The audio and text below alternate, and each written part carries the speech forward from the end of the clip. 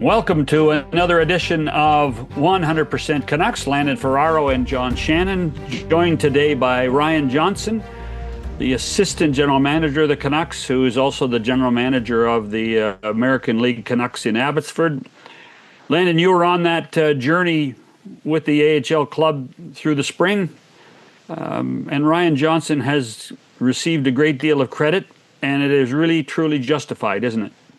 It really is. I knew RJ a little bit from when he was still playing. He'd come into Vancouver a bit early, so I'd skate with that group a bit, and you could see there how he was already someone that demanded things were done a certain way. Like, we're here to work. I know it's summer, but it's time to work. But was a really fun guy to be around. And as soon as I got around that group in Abbotsford, you could see how between him and Manny Malhotra, like, they had fostered that same environment in Abbotsford. And they're a very tight group that demands a lot, but those players know that anything that they need to talk about, they're there for them 24/7. And, just a guy I have a ton of respect for, but he did an amazing job in Abbotsford this past season. What kind of player was he? I mean, he was a good PK guy, a good face-off. They could use his face-offs on that side this year. But he was, looking at him, how he manages, he was the same player. Like, he wasn't ever going to shortchange you on effort. He was going to be prepared. He was going to do what it took to make sure that he did everything he could to make sure the team had a good night. And he's the same way as a manager. Like, I step onto the plane to fly down to Charlotte, and he's asking me if there's anything I need. I'm like, RJ, like, I'm good. Like, I'm here to do this little job. I'm set. I'm just happy I got a ticket and I don't have to take the commercial flight down. I'm more than good. But he wants everyone to know that you're part of the group. You're accepted. Anything that he can do to make your job easier, he's going to do it, because he knows that happy people around him are going to do a better job. They're going to put in the extra hour if they need to do a little bit more work for the coaching staff, whether that's video or working with the kid after practice. Like, his effort gets passed along down the line, and that's something that as a player you could see that is in the same sense. Well, without further ado, let's get to Ryan Johnson, the assistant general manager for the hockey club, on this edition of 100% Canucks. I won't keep you long. Darren Millard with a tip for everyone who loves great hockey podcasts like this one. John Shannon and I host the OG of 100% Hockey, coming your way multiple times a week. The guest list is the best you will find. Multiple shows a week ensures you won't miss out on any news, and we dig even deeper into the biggest stories around the NHL. Most of our guests are also friends, so I promise there'll be more conversation beyond the X's and the O's. John really does get bored with that after a while. So join us for 100% Hockey. The name says it all. Subscribe now while you enjoy thinking about it, and enjoy. Welcome back to 100% Canucks with John and Landon, joined by Ryan Johnson, the assistant general manager of the Vancouver Canucks, general manager of the Abbotsford Canucks. Ryan, do you prefer the general manager title over the assistant general manager title? No, I'm just to even have it. I've never been a titles guy, but just to have any is means a lot. So I'm easy. 15th and 30th, those are the days that your name is important, correct? Possibly, yeah. Okay, so now apparently you traveled with my pal Landon here during the AHL Calder Cup final.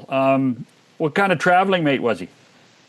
He was great. He was great. Fit in very well. We were very fortunate to have him and Brandon contributing to the games, and I think our fan base really appreciates Landon throughout the regular season, his involvement with our big group and commentary. So to have him with Brandon and to convey those road games and things that were going on. I think it meant a lot to our fan base, and he did an outstanding job. The two of them really brought it to life for people that weren't able to be there. Oh, thank you very much. I mean, it was just a ton of fun to be around your guys' group anyway. And I mean, to just kind of jump into it, like the thing I noticed right away was how close and tight the coaching staff and you were with them, but also how that led into how tight that group of players were as well. You had a big summer last year. You only had 2 returning employees on the staff. So you had 3 new coaches, 2 trainers, a video coach, a goalie coach. Like, there was a lot of movement. How did you and Manny really kind of get all those pieces to click to the point where I saw it at the end of the year? Yeah, it was a fascinating process. Even into the summer, we kind of, when I hired Manny in the spring, and we kept on losing pieces, and somebody moved on, and then a late hire and a goalie coach and all these. So, but I really think my job as a general manager, one of the most important things of my responsibilities is the hiring that goes on, and the importance of surrounding yourself with people that obviously have skills, but are very good people, very compatible, that are willing to work with others. That you can create a group and an environment through your trainers, from your medical to your equipment to your strength conditioning to your coaching staff, that you can create an environment where players can walk in every day and thrive and feel good and feel vulnerable, feel like it's okay to make mistakes because they've got people around them that are going to support them. So there was so much early in the season that I told Manny I wanted him to figure out some things on his own. I'd be there to help him, but I didn't want to hand him over a book on players and, the travel, some of the, when you saw us and being fortunate from our ownership to step up and have us travel in a really nice way in the playoffs throughout the regular season. The travels, they're long days, especially with where we are in Abbotsford. But all these little things of learning the American Hockey League, we had a lot of people. Jordan Smith was the only guy that had 2 years experience in the American Hockey League. Everyone else, this was a new step for him. But we had some challenges. I knew we were going to. I wanted the group to let it sort itself out. But you are correct. We spend a lot of time together, supporting each other. A lot of fun dinners with some wine and some laughs. As we went on through the season, there were constant reminders of what we were trying to do, and that has always been, from the American Hockey League standpoint, the goal is not to win a Calder Cup. The goal is to win a Stanley Cup. But what we do at the AHL level is try to develop hockey players and develop people, whether they're on ATOs, PTOs, AHL deals, NHL deals. We've got to get them all better and improve and give them the resources to grow throughout the year. And our staff is the same, as me helping them grow. But if you do that and everybody starts getting better, you've got a good chance to win some hockey games. And I think you saw, as it started to come together in January and February, we obviously got on a roll, and had built a foundation there that was pretty strong, that we knew moving forward and into the playoffs that we were a very resilient group. But that took time, and it took that whole season to get to that point. And the end result was everybody got better, and it was right. If we did that, we would give ourselves a chance to win some hockey games, and we won the most important ones, really.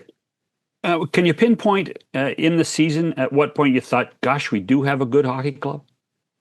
Well, I can tell you, John, I can tell you the lowest point. Okay. We played a back-to-back in Laval in January with a pretty good group as far as roster-wise. If you went through guys that could be pushed down from Vancouver, and Patrick Alvin came into one of the games, and it was a horrible effort wise, the body language, the individual feeling that you had amongst the group, it was making me sick. Especially knowing what our intention was to get all these guys back to the NHL, to get them to where they want to be. It was we had on one side of the hallway after the second game was a closed door meeting with the players talking to themselves, and a closed door meeting with myself and the staff. It was emotional. It was, a lot of frustration and but walking out of that room, it was, hey guys, we're at a fork here. We can go two ways with this. We can get on board with the individuals, and we can start mother effing each other and this or that, or we come back on Monday back in Abbotsford to the foundation of what we started with from day one was, let's not try to win hockey games on Friday night at 7:00. Let's win them Monday morning at 8 a.m. when we walk in the facility. And let's not be the best playing group. Let's be the best practice group we can be in the American Hockey League. And we got a feeling, if we know the guys in the other side of the hall room the right way, if we stay consistent with the formula and the coaching and everything that we've implemented, we feel like things, we can get back on track here. And from that moment, that was the lowest. But in the coming weeks, I started to feel like, all right, they're on board. And there was a point in February as things started that I could just see guys making decisions more for the group than it was individually. And they were starting to talk about, guys, let everybody know, let your families, your girlfriends, your parents, let them know you won't be home for a while. And when I heard these guys starting to talk like that, I felt, okay, we've got everybody on board here. And what is it about Manny that you saw and eventually it got reinforced in the second half of the season? What is it about Manny that has made him a good coach? Well, there's a lot of things. I mean, I give him credit coming from 7 years in the National Hockey League, flying the travel, the meal, coming to the American Hockey League. He was very open-minded in the sense of, like I just said earlier, not, hey, I know everything. I'm just going to be here, and the American Hockey League, it'll figure me out. I don't need to figure it out. He was very open-minded and very, I don't want to say hesitant, but he had to take a lot in a very short amount of time. His first time being a head coach, but he delegated to his staff very, very well, asked a lot of questions early, and his almost boyish enthusiasm for the game and for coaching and for the players. I could tell very early the players wanted to play for him, and they wanted to play well for him. Very, very obviously his experience he's been with a lot of really good National Hockey League coaches, of Carberry's and Travis Greens and Sheldon Keefe's. And so he's taken a lot of bits from all those guys and come up with his own identity. And he's just, in my mind, just getting started. And like, I heard this term, I think it was Manny that said it through this year at some point, like, the AHL, it's the adaptable hockey league. When I was in the American League, we called it the always hungry league because there was just no food ever around for us, right? Like, the NHL was the never hungry league. You're trying to get there. But like this year, there was 16 players that played for both clubs in Vancouver and Abbotsford. How much, I know what it's like when you're sitting in the room and you're like, okay, we're on a roll. And then all of a sudden, two of your top three players are gone. Like, as a coach and then on the GM side, like, how do you manage that? And how do you try to work through those points of the year? Because your goal is to get everyone to Vancouver, but you are trying to win games at your level. Yeah.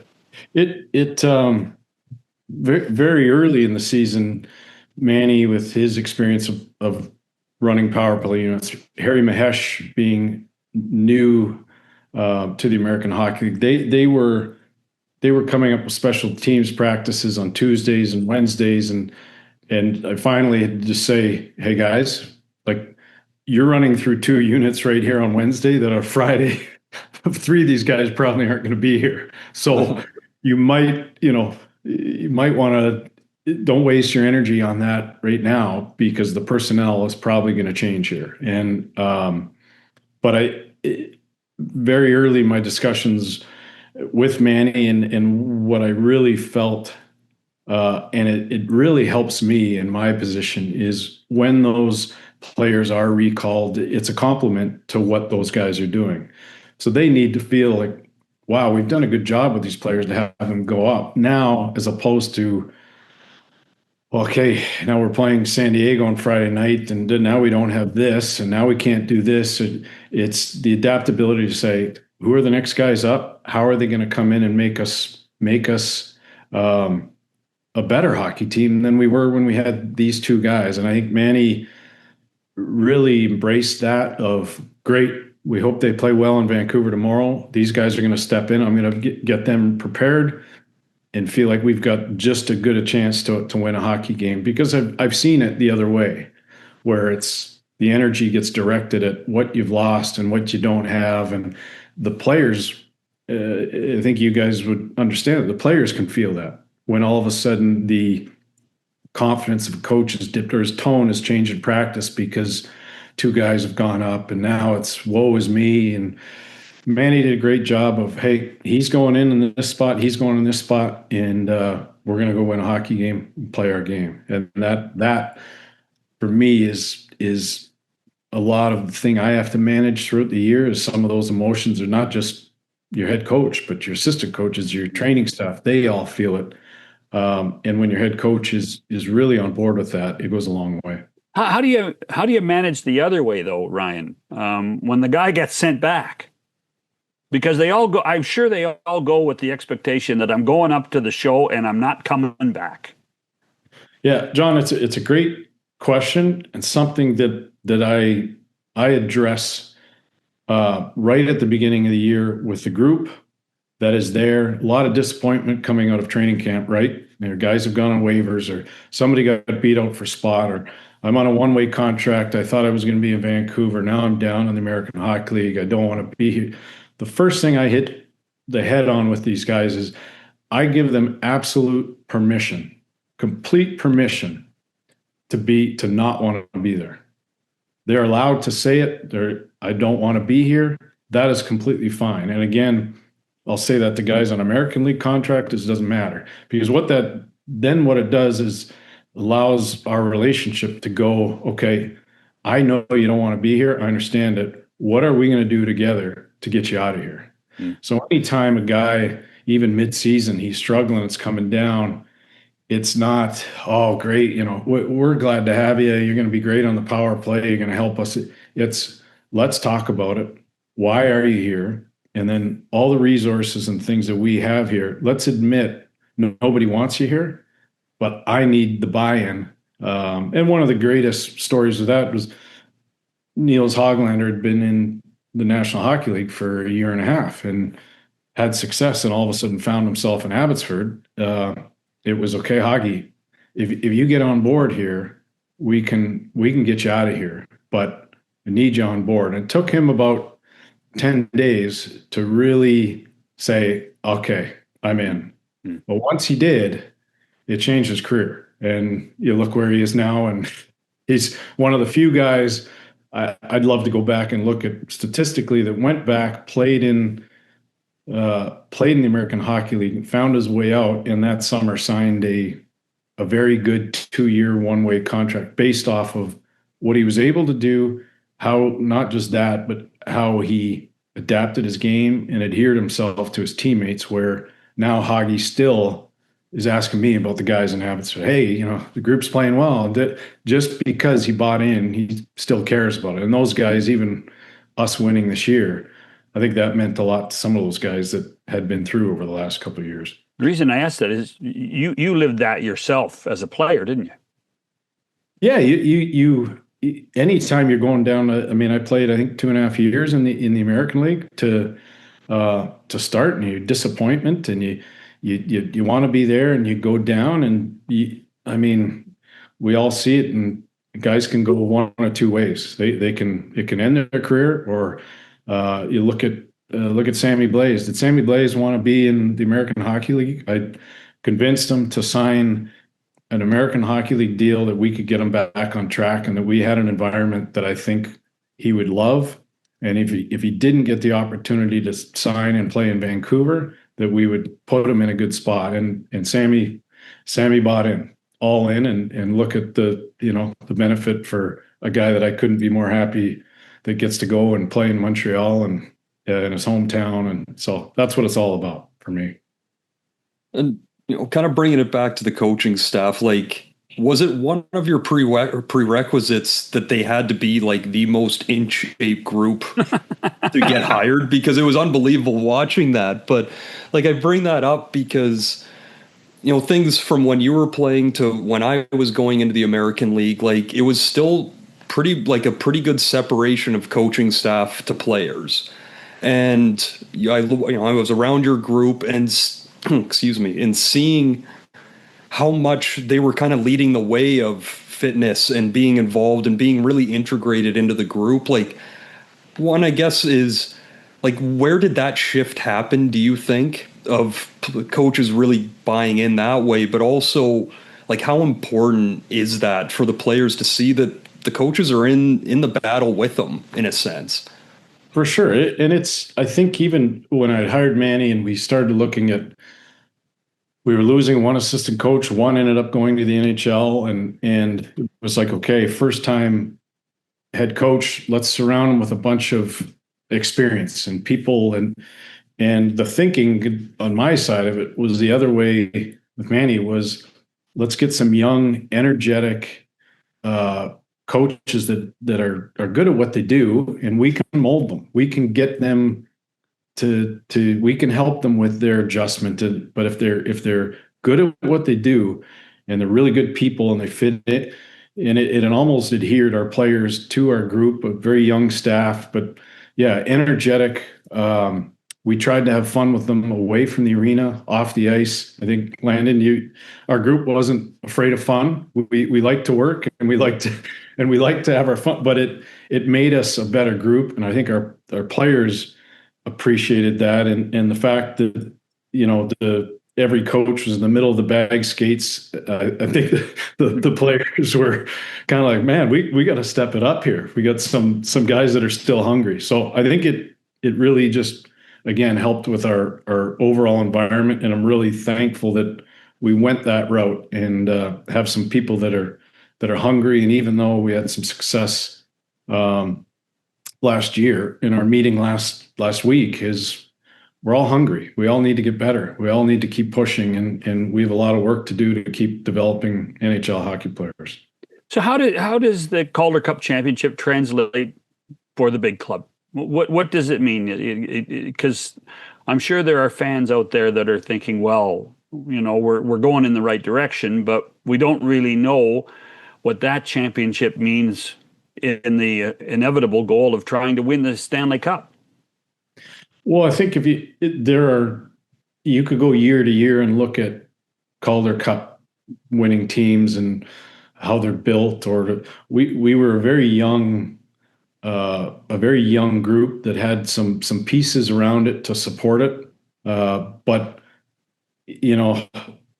the guys that carried a lot of the Linus Karlssons and the Ty Muellers and Leckermack, coming in and scoring big goals. Klimovich still only, was a 4-year pro, but he's only 21 years old. Like, we had Kudrats, we had, so many young players a part of that I firmly believe, and it was important once we got going, not to just say, hey, we want a Calder Cup with a bunch of 30-year-olds, and hey, that's great.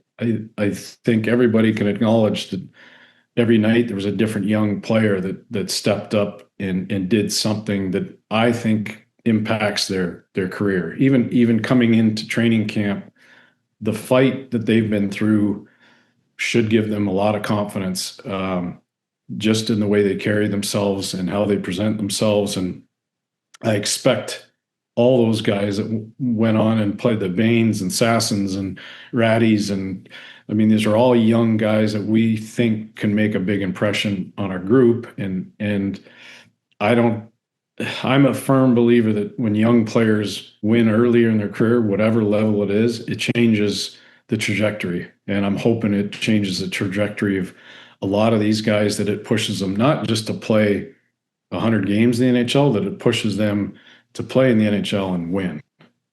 What's a ceiling for a Lettermacki or a Carlson? Well, obviously, Carlson's 4 or 5 years further along in his process, but he has shown he was a late blooming player to begin with, and he's just from a fitness level, from all these things, is just now coming together, and I think he's got a chance to impact our team in a big way this year. Again, from not just his growth through the regular season, but what he took on his shoulders in the playoffs. Letermacki, had an unbelievable season for a kid that age. First time in North America and playing NHL games and going back and face some adversity of having a surgery right as playoffs were starting, and we had to get him back in and going, and some ups and some downs, but ended up getting back in, scoring some big goals, and again, for him, I hope that experience changes the way he comes into training camp and the compete and the confidence, and knowing now, oh, okay, to play in a exhibition game in September is one thing. If I want to win a Stanley Cup and play in the spring, that's what it's going to feel like, but it's going to be another level. And I think it changed the way a lot of those guys even prepared themselves in the off season. And honestly, like, that was one of the biggest things I was blown away with. I did some games early in the season for you guys, and then, kind of got busy through the midpoint and joined back in the playoffs. And the thing that I noticed right away was like the compete level. And not that you want to turn a Letermacki or Baines into, grinding hitters, but they weren't afraid to get in. Like that game that Letermacki came back in, he scores his first shift and he ends up getting another one later. But like, he had a couple hits on the forecheck where he's separating the puck. Like, how much of that is conversations with the coaching staff and video, maybe conversations with you, but the importance of really solid veterans, and, bring up his name, but of Chase Waters, who he's young, but like I could see from the outside, like that guy controlled that room and he was the heartbeat. Like, how important, or how does that work to really teach those young guys that you don't have to change your game that way, but you gotta put yourself in the fire? Well, I think a lot of them are used to, hey, I can do this with the puck. I just need people to get it for me. And it's trying to get them, like, those are great examples. Bainesy, when Bainesy plays a type of power forward game where he's physical, his pursuit of the puck, when we can get the puck onto these guys' stick more, they can do some incredible things with it. So it was a lot of that repetitive. You saw the growth of Klimovich even in the playoffs. He turned into a man-child on the forecheck. I mean, we couldn't at parts of early in the season get him to just put himself in position to finish a check. So understanding that we're trying to, at every step of the way, develop the NHL player. And yeah, we're winning games, but we won those games because those guys adapted their game and bought into it. And that's what's going to give them inevitably a chance to play in the NHL, and not just a couple of games, but play for a long time. They're going to have to be willing. They're all really skilled. I mean, skilled that sometimes it's mind blowing to me, but it's harder for that to come out at the next level if you don't have all those details of the wall plays or all those things that the coaches live and die on. And I mean, you talk about Waters.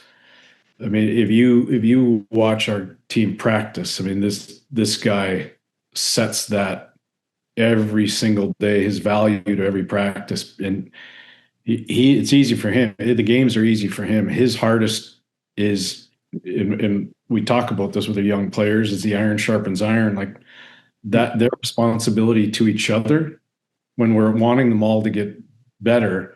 It's not, hey, you got a goal and assist on Friday. It's who is going to out compete each other Monday, Tuesday, Wednesday, Thursday. And That's why I say we out practiced the rest of the American Hockey League because of every day was that intensity. Manny fed that, but we also with the Waters and Jet Woos and a lot of that core of that group. That's just how they approached every day. There was no, I think I could count practice 4 or 5 times a year where we didn't have it and we lost the next night. Like, and not just lost, but it was noticeable. And it was like, okay, we know what needs to be fixed there. It was the practice, not anything we did, in the game. So you mentioned Sammy Blais, and he took a risk on you. You took a risk on him, and he ended up getting a new contract in Montreal. How difficult was it to lose Artur Shilovs? Well, Artie was, had a hell of a run, as we know. It's been such a joy to watch his progression as a goalie, and obviously organizationally, you've got to make some tough decisions at times. He needed waivers, and we have 2 very good goaltenders in Lankinen and Demko, and so it obviously it was tough. But I spent some time with him prior to the trade and talking with him post trade, and I think at the end of the day, he just wants an opportunity now to take that step and prove that he could do it. And I think he was grateful that I think in the situation he's going to have a very good opportunity. So I'm happy for Artie, and what a great goaltender, but an excellent person. Yeah, that must have been tough. I mean, that you saw him develop on so many different levels, and he was thrown into the breach in the playoffs a few years back. It's fascinating to watch growth, and then one day it's gone. One day it's and then you start again, right? For sure, and that's we had a lot of guys that have moved on that, I think some people don't completely understand the veteran rule in the American Hockey League. You can only have so many of those guys, and I've had a lot of tough conversations this summer with guys that were a huge part of that group that had to move on and some benefited and got contracts they wanted, and the American Hockey League is harder to keep a group together than it is in the NHL, and you've got to get the next crop of the young guys up and going and prioritize ice time and all these things. So a lot of those guys moving on was hard, and some really hard conversations this summer. But as we talk about Shilovs moving on, you also have Tolopilo and Ty Young, and Vancouver's just drafted Medvedev in this past year's draft. Like, I'm pretty good buddies with Justin Pogge, and he's very excited about especially Tolopilo and Young, who he's been around. Like, what are you looking for those guys for in the American League this year? Because they're now, with Shilovs gone, they're going to get more of an opportunity. Yeah, and we've got Yuri Patera as well as a veteran guy that's still there. That is not he's not that old, but he's a heck of a goaltender too. But I'm expecting a lot of these guys that maybe watched, like Tolo, watched from the bench. Younger was there as the third goalie for a while. You're expecting again that whole experience to open their eyes a little bit to, wow, what it took Artie to do what he did, and the focus and maintaining composure. And a lot of those teams, as you saw, were coming after him, and it was all net front, post whistle, and that's always been Artie's challenge, was managing his emotions, and his ability to do that consistently through 24 games was impressive. And now I hope that's Tolo and Younger. Hey, I want to do that now. That I want to be that guy.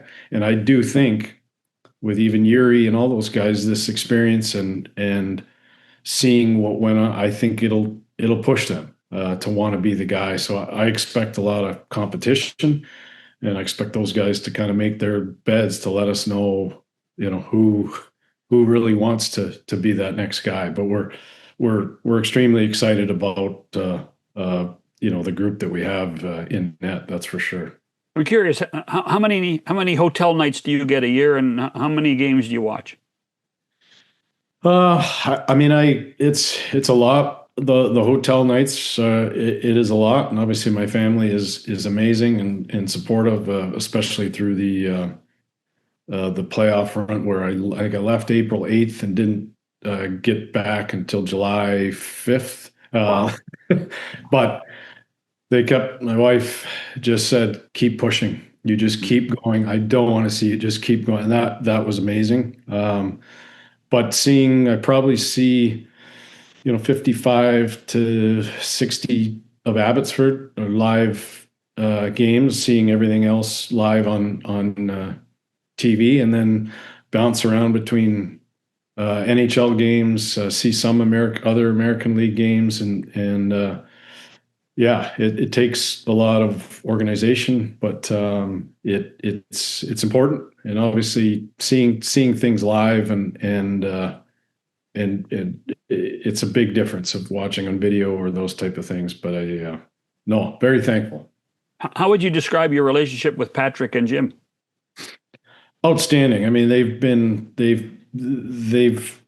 came in here, and I was here. They could have very easily said, "Hey, thanks for what you've done and have a good one." They trusted me right off the bat and supported me, and have been nothing but great to me. Watching Jim, a Hall of Famer, and what he's done, be able to pick his brain on things and go through daily decisions with, and Patrick have obviously they've won Stanley Cups together, and they've been great to me professionally, but also just personally. They've treated me with nothing but respect and support, and at the end of the day, I've just kind of opened my arms to saying, hey, how can I help you guys and the Canuck organization as much as I can. When you were a player, there was certain things that you could do in a game that you get to the end of it, and as you're taking your gear off, you're like, I was really happy or proud of that shot block, a big face-off win on the PK, chipping in for a goal. As a GM now, what are those little wins that really get you excited? Like you said, you travel a lot, you put a lot of work into this. What are those little kind of reinforcements of okay, I'm doing the right thing here? Well, it's seeing growth in staff or players, elevating. I want to elevate. My job is I want to sit at the bottom and have people step all over me so that they can get to where they want to go. I feel like that's my job.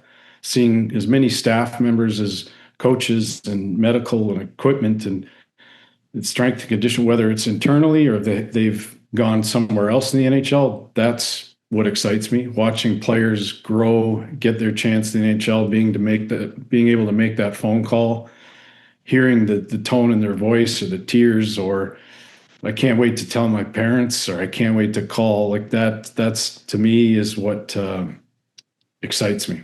It's why I do it. It's why I don't mind the grind of it, and to see, this past season, at the end of it, what those guys, everybody being able to let their shoulders down and smile at each other and know that what they did, again, much as I say, we're not here to win Calder Cups, here to win Stanley Cups, but to see that group come together and do what they did, and that's what makes me get up in the morning, and I want to treat staff and these players as if somebody would, I would hope somebody would to my son, with honesty and integrity, but also, create a space where you can have some really tough conversations and create a space where you can have some really good ones. And at the end of the day, watching those guys go up and play in the National Hockey League, it's one of the best feelings there is. Sounds like you believe in a hockey family. 100%. 100%. I'm curious. So after your dad passed away, it's well known that you ran a marathon. You still running? I still run. I've transitioned back into more of the gym stuff and lifting, but still, that's a part of my mental every day. I still have to keep my body moving and going, and But not running as much as I used to. I've I'm curious, running a marathon or playing in the NHL, which one was tougher? Well, I ran the marathon. I ran it as soon as we lost out of the playoffs against Chicago. I was so disappointed in that I needed to direct my mind somewhere. I was going to go nuts. So I remember sitting, having a coffee with Matt Sundin. We had been out the night before, and he said, "Well, so what'd you do this morning?" I said, "Well, I ran 7 miles." And he was like, "What are you crazy? Why would you do it?" I said, I'm going to run a marathon in like 4 weeks. And he said, "You're crazy. You're nuts. You're going to kill yourself." But it was it was tough because I didn't get to really prepare for it. It was more of I had to decide I was going to do it and grind through it. But thankful I did. Yeah. You brought up like how fun it is to make the call to a player in the American League, telling him that he's going up. I heard this year you actually had a couple times that it was really tough getting a hold of guys. Were like, how does that work when you're trying to tell a kid the best news possible, yet you can't get a hold of them? Sometimes even now technology, or guys we're on the road, or guys turn off the phone completely, silence the phone, and it's okay. What room is he in, or how do we get to him? And at the same time, I'm trying to think of where's the gear, how do we make sure he can play tomorrow? But when you can't get a hold of the player, it makes it tough to to do anything. So we've got a lot of good people on board that if I can't get on directly, we problem solve. And then sometimes with time change or being on the West Coast, or you're trying to get a guy at 2 a.m, then you got to get traveling at 7 a.m. And so the elation of, oh my gosh, I'm going to play in the NHL tomorrow, it lessens a bit when it's like, but you got to be at the airport in like 90 minutes. So you're not going to sleep. You're going to play tomorrow off like 3 hours sleep, but that usually doesn't matter. That's for sure. I got to tell you, I have this vision of Matt's has got a glass of wine and a cigar when he's telling you that, asking, "Are you crazy?" I just have that vision of Matt's. Yeah, well, we had just lost out, so we were indulging or our sorrows were being mended by some. We had to blow off some steam, but Hey, can only do it for so long, and then you're with your knowledge of player development and things like the draft and what's going on, and you're a college kid. You went to North Dakota. Where do you have any clue how this NCAA CHL world will fall out in the end? I'm interested. I think like everybody. I mean, everybody has opinions, and I think for where it goes, I don't know. I think obviously with some players, it's going to help because it'll give them a little bit more of a runway, I think, to take their time and truly develop, as opposed to 19 or 20 saying, "Hey, I've either made it or I haven't. I'm done." I think what may end up happening, and again, is some of the players that weren't even that further along that are grinding through some of the junior leagues to just get to, they may now not have that opportunity because those spots in, say, university at the colleges are taken up through guys now that have had a couple of years junior and say, "Hey, I'll jump in and I can still have a college career and develop." But I'm interested, like everybody else, to see where this goes, how it impacts junior hockey, and some of the allowances that the colleges have. How long do those last, or did those have to be adjusted at some point to level the playing field, or to at least help some of the junior teams hold on to players a little bit longer? You remember the number on your first contract, your first pro contract? Because McKenna got $700,000 to go to Penn State. It's mind-blowing, right? Mind-blowing. And then to even looking at entry level money and the bonuses and that is that's a pretty nice way to start off. Yeah. Yeah. Oh, it's amazing, and that's why I say I'll be interested to see how far that goes and what eventually is there now a cap to it that keeps it more under control. I don't know. Last question to you, Landon. So training camp is, fastly coming up here.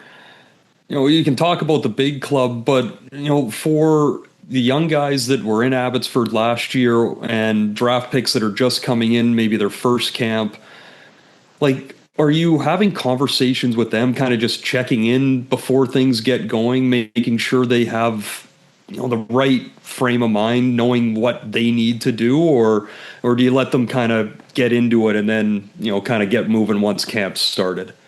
With a lot of these guys, the conversation is not overbearing or over. The one thing is we've seen the shrinking of training camps from where it used to be to now. Your window to really make an impression is gotten smaller and smaller and smaller, and there's not this. Well, I know I'm going to get 4 or 5 exhibition games, so I can kind of get myself slowly into it. Is one, come out of the gates as hot as you can to make an impression, especially with the new coaching staff and that we do have. These guys their eyes are open and they're excited to see players and the other thing I always just say to guys is, you always respect the veterans and the guys that are there or played a long time, but don't over respect them in the sense that you don't play your game because, well, I'm not going to do that to Quinn Hughes or Tyler Myers. I'm not going to battle him. I don't want to upset him. Or, the second you do that, your camp can be over really quickly. And when you compete and those players that have been there, when you go in and shake them up or rattle them, that makes a massive impression, not just on your staff and management, but the players themselves acknowledge. I remember talking with JT Miller in the middle of camps in the past. He wanted guys to piss him off. He respected them. He wanted to compete. He didn't want to ease in. I want to be ready for game one. I don't care who it is. Let's go. And that's with young guys. Sometimes they can ease their way in and they over respect and their camp's over really quick. Yeah. By the way, I lied. I have one more. The relationship between Adam and Manny, how important and how would you describe it? Well, the communication is always, as you get going into the season, it gets tougher and everybody's busy. But out of the gates, with the conversation and I think most importantly is the language that's being used and some of the fundamentals that and even some of the practice planning or things so that when a guy does get recalled, there isn't a whole system review of he knows how he's supposed to play. The language has been similar to sharing of practices or hey, what are you guys doing down there on the PK?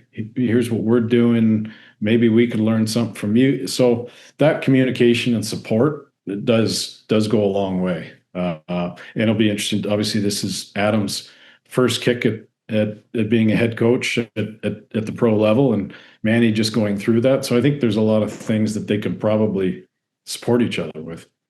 Well, thank you for this. And I know that through the world of the young stars, you know all about Penticton, and I know you're going to camp in Penticton. And since I grew up in that area, I'm kind of jealous that you get to go back to God's country. It is one great place. One great place. Just Little Engine Winery. That's all. Just a little up on the bench. Little Engine Winery, one of the best. I go there every time, and I've become friends with the group there. And so we usually do a staff just sit up on the hill with the guys there and a little tour. But they've been coming in and going to games in Vancouver to which has been great. So no, you don't. We're on the same page, John. That's good too. Really have to force yourself to get back there, eh? Exactly. Abbotsford staff, when we heard camp was in Penticton, there was a big roar that came out of that group. So Thanks again, Ryan. Appreciate the time. thank you for having me on, guys. Appreciate it. Canucks assistant GM Ryan Johnson. Landon and I'll be back after this. All right, listen up. Today I want to talk about giving 110%. Giving 100% means giving everything you got. Giving 110% means giving 10% more than is humanly possible. If we're going to win as a team, we need 100% of you guys giving 110% 100% of the time. If only 50% of you guys give 110% and 50% of you guys give 100%, I guarantee you 100%, we'd only win 50% of our games. Suppose 75% of the 110% gave only 50%, and 50% of the 100% gave 25%, and 75% of the 110% were not feeling 100%, then we'd be in a heap of trouble. That's why we need 100% of you guys giving 110% 100% of the time. Okay. Let's go out and play some hockey.